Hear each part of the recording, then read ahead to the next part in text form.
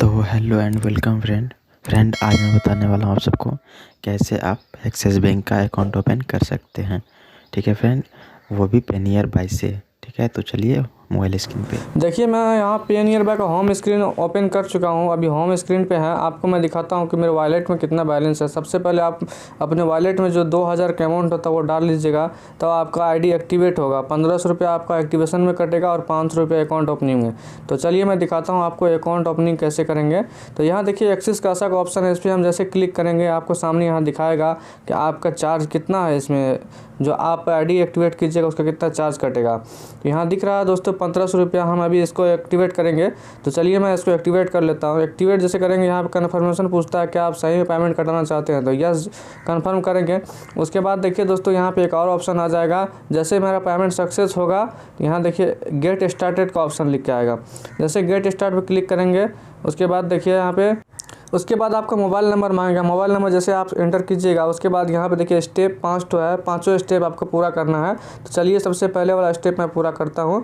आपको पूछ रहा है आप क्या चीज़ के लिए काम करना चाहते हैं, तो यहाँ देखिए करंट अकाउंट का ऑप्शन आ गया है, इसको हम सबमिट करेंगे। और उसके बाद यहाँ पूछता है आपका इनकम कितना है। इनकम डालने के बाद देखिए दोस्तों पेन नंबर मांगता है, पेन नंबर इंटर करेंगे। उसके बाद आप पूछता है कि क्या आपके पास कोई लोन का फैसिलिटी है जो दूसरे बैंक से आप दे रहे थे। तो मेरे पास ऐसा कोई सिस्टम नहीं, तो नो कर देंगे। जैसे नो करेंगे दोस्तों उसके बाद मेरे पास एक और ऑप्शन आ जाएगा। चलिए मैं इसको पहले नो करता हूँ। नो करने के बाद सब एग्री करता हूँ, एग्री एंड कंटिन्यू। जैसे एग्री एंड कंटिन्यू करेंगे यहाँ देखिए दोस्तों आई हेयर बाय लिखता है। आई हेयर बाय पे सब पे क्लिक कर देना है। ये सभी ऑप्शन आपको सिलेक्ट करना है। तो चलिए मैं तीनों ऑप्शन को सिलेक्ट कर लेता हूँ। तीनों ऑप्शन को सिलेक्ट करने के बाद दोस्तों एग्री एंड कंटिन्यू करना है। चलिए तीनों ऑप्शन सिलेक्ट कर लेता हूँ। एग्री एंड कंटिन्यू जैसे करेंगे आपको यहाँ देखिए सामने इसका जो मोबाइल नंबर दिए थे हम वो उसमें OTP जाएगा। OTP सबमिट करना है। OTP सबमिट कर देंगे। चलिए मैं OTP फिल करता हूँ। OTP जैसे सबमिट करेंगे दोस्तों एक और पेज खुल के आएगा, उसको हम अच्छी तरह से भरेंगे। तो चलिए मेरा OTP सबमिट हो गया है। अब मैं दिखाता हूँ दूसरा नेक्स्ट पेज कौन सा है। तो यहाँ देखिए दोस्तों आधार नंबर मांग रहा है, आधार नंबर हम डालते हैं। तो चलिए मैं आधार नंबर डाल देता हूँ। तो दोस्तों ये सब सिक्योरिटी के लिए बहुत हैवी होता है, इसलिए हम बहुत सारे इसमें सिस्टम को हमको हाइड कर रखना पड़ेगा। आधार नंबर डालने के बाद हमको स्कैन फिंगर करना है दोस्तों। यहाँ पे हम देखिए मोरफो का डिवाइस सेलेक्ट कर लिए हैं, अभी स्कैन करेंगे कस्टमर का फिंगर। तो चलिए मैं स्कैन कर लेता हूँ। तो जैसे स्कैन हो जाएगा दोस्तों यहाँ पे देखिए सबमिट हो चुका है, स्कैन सक्सेसफुल हो चुका है। अब मैं सबमिट करूँगा, तो चलिए मैं सबमिट कर लेता हूँ। तो जैसे सबमिट पे क्लिक करेंगे तो देखिए यहाँ पे फिर से उसका रिफ्रेश होने लगा है, यानी कि उसका पर्सनल डाटा आता है या नहीं आता है कस्टमर का।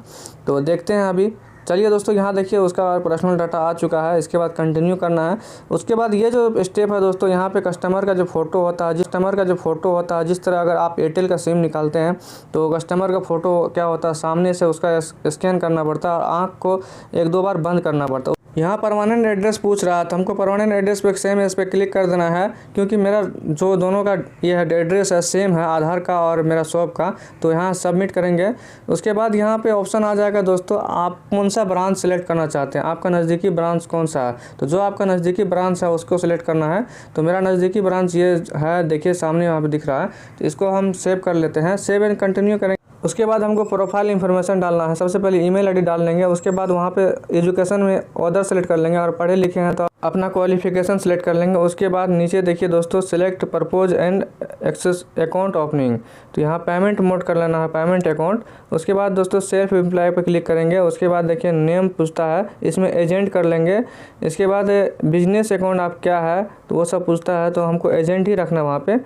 तो यहाँ देखिए दोस्तों एक और ऑप्शन है, इसमें हमको यहाँ पूछ रहा है source of income. Source of income में आप बिजनेस इनकम आप डाल सकते हैं। उसके बाद आपका पूछता है कितना साल का एक्सपीरियंस, वो भी डाल सकते हैं आप। मिनिमम 4 साल 5 साल डाल सकते हैं, इसमें कोई दिक्कत नहीं है। तो चलिए मैं डाल देता हूँ। उसके बाद फैमिली डिटेल्स पूछ रहा है दोस्तों। फैमिली डिटेल्स में अपना पापा का नाम डालना है, पहले फर्स्ट नेम, उसके बाद लास्ट नेम डाल देना है। और उसके बाद लास्ट नेम डालने के बाद अपनी मम्मी का नाम डालिए, फर्स्ट नेम और लास्ट नेम दोनों को सही से डालिएगा, अलग अलग करके डालिएगा। तो चलिए मैं डाल देता हूँ दोनों का नाम। तो यहाँ पे देखिए मैं डाल रहा हूँ। उसके बाद नीचे देखिए का ऑप्शन है येस और नो। इसमें पूछता है दोस्तों क्या आप नॉमिनी में किसी को ऐड करना चाहते हैं। अगर करना चाहते हैं तो येस कीजिएगा। उसके बाद एग्री एंड कंटिन्यू कीजिएगा।